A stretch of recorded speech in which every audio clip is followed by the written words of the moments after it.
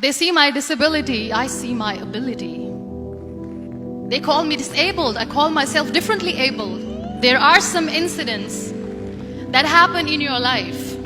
Those incidents break you, deform you, but they mold you into the best version of you. And the same thing happened to me. I was 18 years old when I got married. My father wanted me to get married.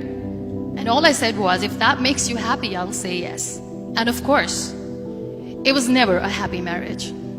Just about after 2 years of getting married, I met a car accident. Somehow my husband fell asleep and the car fell in the ditch.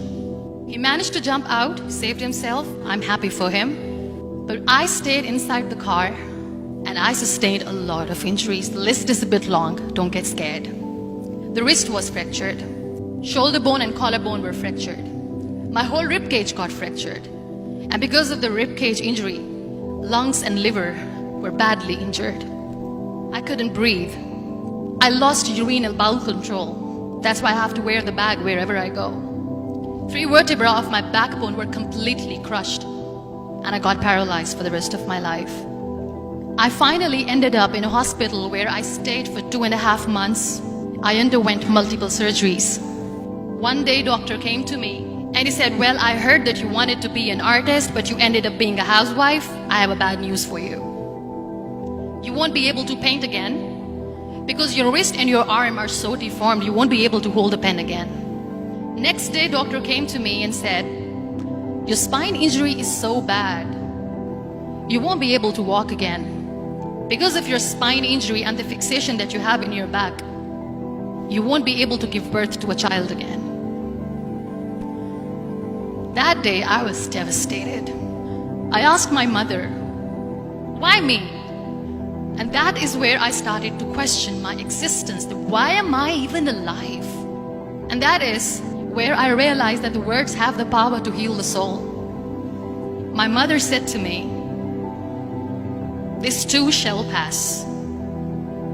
God has a greater plan for you. I don't know what it is, but He surely has. And in all that distress and grief, somehow or the other, those words were so magical that they kept me going. One day I asked my brothers, I know I have a deformed hand, but I'm tired of looking at these white walls in the hospital and wearing these white scrubs. I'm getting tired of this. I want to add more colors to my life. I want to do something. Bring me some colors, bring me some small canvas. I want to paint. So the very first painting I made was on my deathbed, where I painted for the very first time. It was not just an art piece or just my passion. It was my therapy. And then I was discharged and I went back home. And I went back home and I realized that I have developed a lot of pressure ulcers on my back and on my hip bone. I was unable to sit.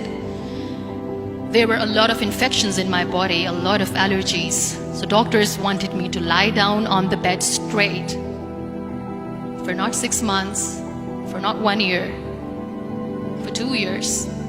I was bedridden, confined in that one room, looking outside the window, listening to the birds chirping and thinking maybe there will be a time when we'll be going out with the family and enjoying the nature.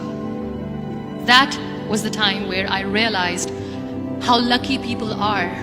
That is the time where I realized that the day I'm going to sit, I'm going to share this pain with everyone to make them realize how blessed they are, and they don't even consider them lucky. That day I decided that I'm going to fight my fears. We all have fears. Fear of unknown, fear of losing people, fear of losing health, money. We want to excel in career, we want to become famous, we want to get money. We are scared all the time. So I wrote down one by one all those fears. And I decided that I'm going to overcome these fears one at a time. You know what was my biggest fear? Divorce. I was trying to cling on to this person who didn't want me anymore, but I said no. I have to make it work. But the day I decided that this is nothing but my fear, I liberated myself by setting him free. And I made myself emotionally so strong that the day I got the news that he's getting married, I sent him a text that I'm so happy for you and I wish you all the best. And he knows that I pray for him today. Number 2 was, I won't be able to be a mother again. And that was quite devastating for me. But then I realized there are so many children in the world, all they want is acceptance. So there is no point of crying, just go and adopt one. And that's what I did. People think that they will not be accepted by the people because we, in the world of perfect people, are imperfects. So I decided that instead of starting an NGO for disability awareness, which I know will not help anyone, I started to appear more in public. I started to paint. I decided that I'm going to join the national TV of Pakistan as an anchor person. And I've been doing a lot of shows for the last 3 years. I became the National Goodwill Ambassador for UN Women Pakistan, and now I speak for the rights of women, children.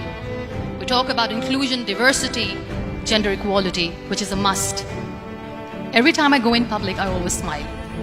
It's always a big toothy smile on my face, and people ask me, don't you get tired of smiling all the time? What's the secret?